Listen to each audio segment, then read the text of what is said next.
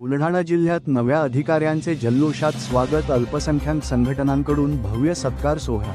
बुलढाणा जिल्ह्यात नुकत्याच विविध महत्त्वाच्या प्रशासकीय पदांवर नियुक्त झालेल्या अधिकाऱ्यांचे अल्पसंख्याक संघटना व विविध सामाजिक पदाधिकाऱ्यांच्या वतीने उत्साहपूर्ण वातावरणात भव्य स्वागत व सत्कार करण्यात आला।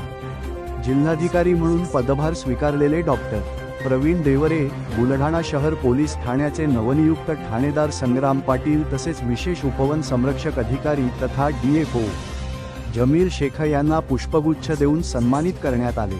जिल्ह्यात नवीन अधिकारी मोठ्या जबाबदारीच्या पदांवर रुजू झाल्यामुळे प्रशासन अधिक गतिमान होईल, नागरिकांच्या समस्या तत्काळ मार्गी लागतील तसेच सर्वसामान्य जनतेला न्याय मिळण्यासाठी प्रशासन सकारात्मक भूमिका बजावेल अशी अपेक्षा यावेळी उपस्थित पदाधिकाऱ्यांनी व्यक्त केली।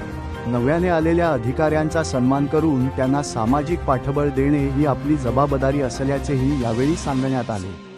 सत्कार कार्यक्रमादरम्यान उपस्थित मान्यवरांनी जिल्ह्यातील विकासकामे, कायदा व सुव्यवस्था, पर्यावरण संवर्धन तसेच नागरिकांच्या विविध प्रश्नांवर अधिकाऱ्यांनी संवेदनशीलतेने काम करावे अशी अपेक्षा व्यक्त केली। विशेषतः ग्रामीण भागातील नागरिकांना प्रशासनाच्या विविध योजनांचा लाभ सुलभ पद्धतीने मिळावा यासाठी अधिकारी सकारात्मक कार्य करतील असा विश्वास व्यक्त करण्यात आला।